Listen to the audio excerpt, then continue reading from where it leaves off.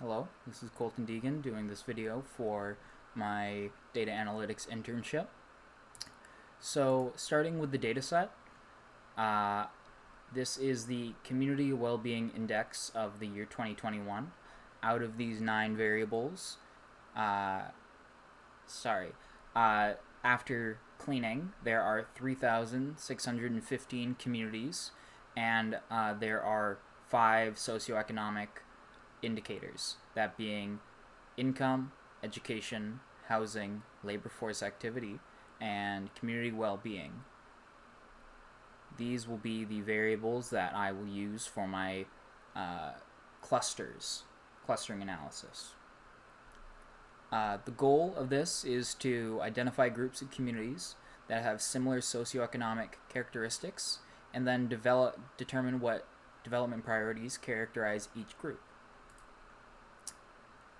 Starting with the method, step 1 is cleaning the dataset to ensure that there are no duplicate copies or null data in the dataset, so that we can have a more complete image and the data is supposed less compromised with vacant answers.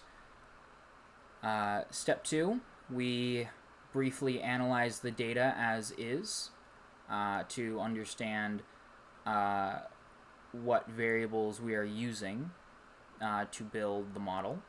Step 3, we are clustering them. In this case, there are 4 clusters in this analysis. And then we analyze the clusters and review the averages of each one across all 5 variables.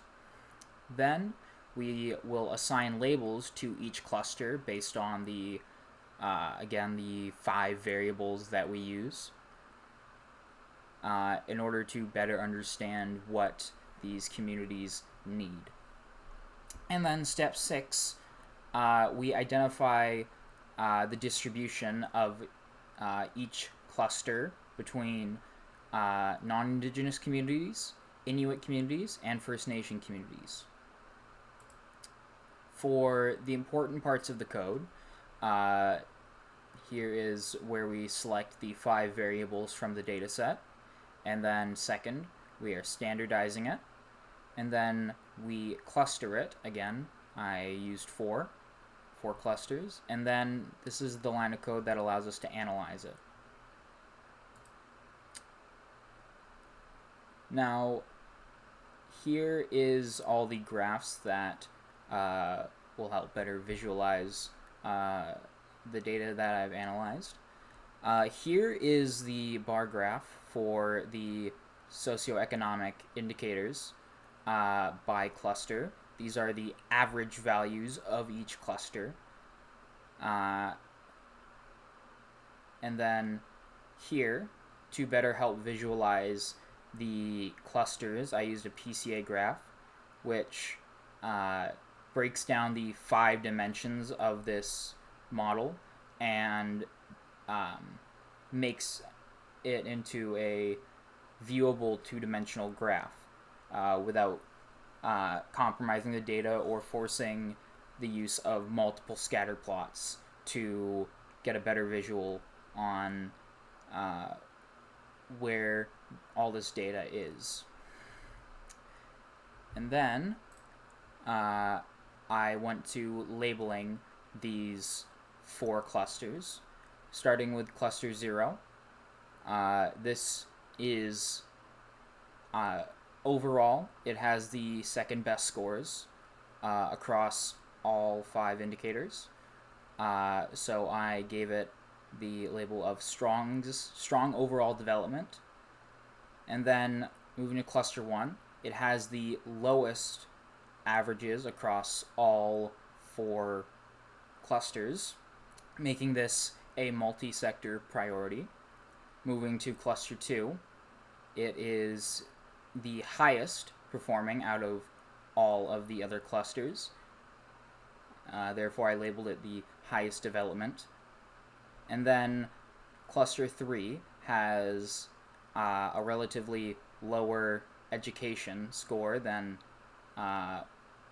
0 and 2, so I label it as having an education gap. And then we move on to the community distribution of these 4 clusters, starting with cluster 0. There is predominantly non-Indigenous communities in this cluster. And then moving to cluster 1, this has the majority of this cluster is comprised of First Nations communities and Inuit communities. Cluster 2 also is comprised mostly of non-Indigenous communities. And cluster 3 has still a minority of these communities, but more than 0 and 2.